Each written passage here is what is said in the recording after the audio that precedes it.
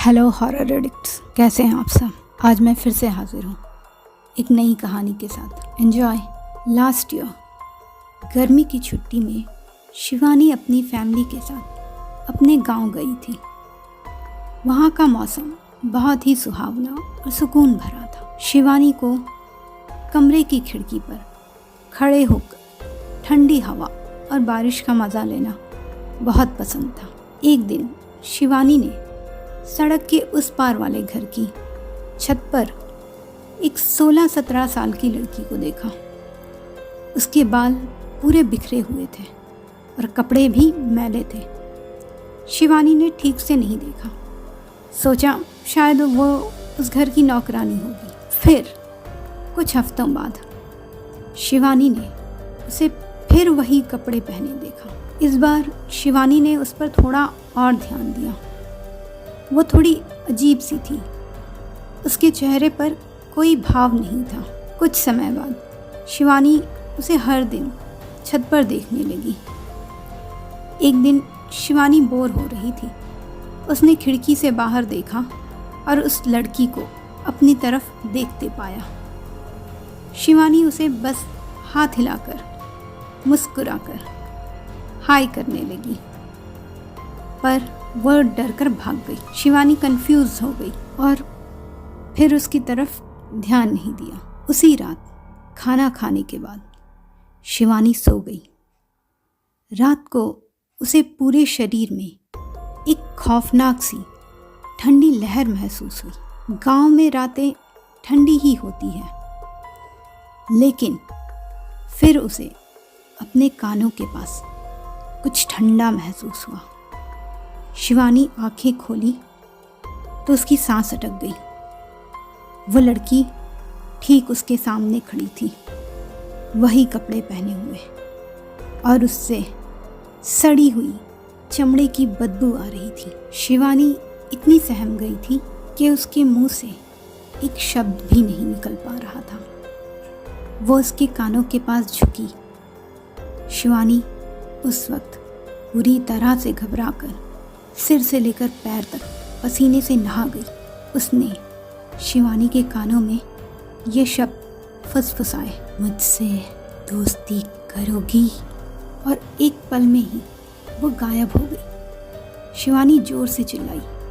Mummy papa दादा दादी सब दौड़ते हुए उसके कमरे में आए और पूछा क्या हुआ। वो बस उन्हें गले लगाकर जोर जोर से रोने लगी। उस रात वो अपने माता पिता के साथ ही सोई। अगले दिन शिवानी ने उन्हें सब कुछ बताया तो दादी ने कहा, वो घर तो सालों से खाली पड़ा है।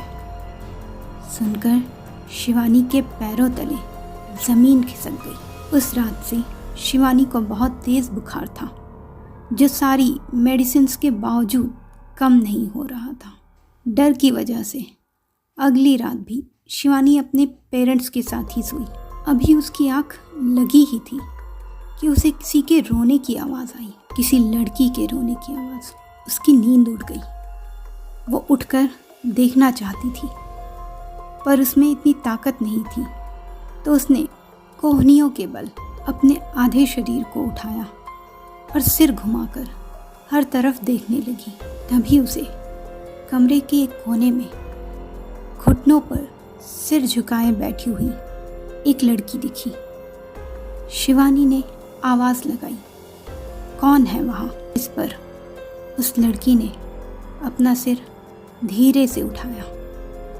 उसका चेहरा पूरा सफ़ेद था और उसकी आंखों की जगह खाली गड्ढे थे, और दूसरे ही पल वो शिवानी की छाती पर सवार हो चुकी थी और शिवानी का गला दबाने लगी।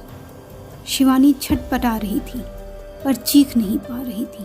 उसकी माँ अभी कच्ची नींद में ही थी जब उन्हें घुट घुट कर आने वाली आवाज़ें सुनाई दी।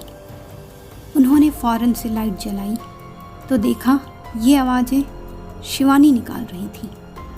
उन्होंने झकझोर कर उसे उठाया तो वो डरते हांफते हुई उठी और बोली, माँ, वो मेरा गला दबा रही थी, वो मेरा गला दबा रही थी माँ। माँ ने पूछा, कौन?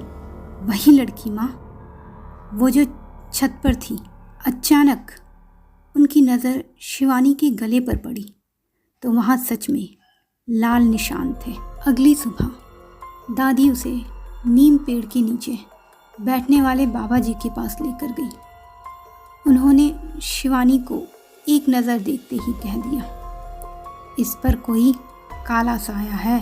फिर उन्होंने उसे अपने सामने बिठाकर उसके सिर पर हाथ रखकर आंखें मूंद ली।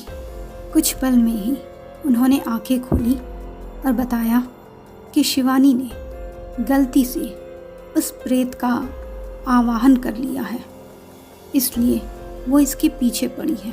बाबा जी बहुत पहुँचे हुए बाबा थे। उन्होंने शिवानी को नीम पत्तों से झाड़ा, फिर धुआं लगाया। ये काम उन्होंने अगले 7 दिन तक किया और घर के मंदिर में हर वक्त दिया जलाने और रात को अकेले ना सोने की हिदायत दी। इस तरह शिवानी का पीछा उस काले साये से छूट गया। तो मित्रों, कैसी लगी आपको ये स्टोरी? अपनी राय कमेंट बॉक्स में ज़रूर दीजिएगा। धन्यवाद।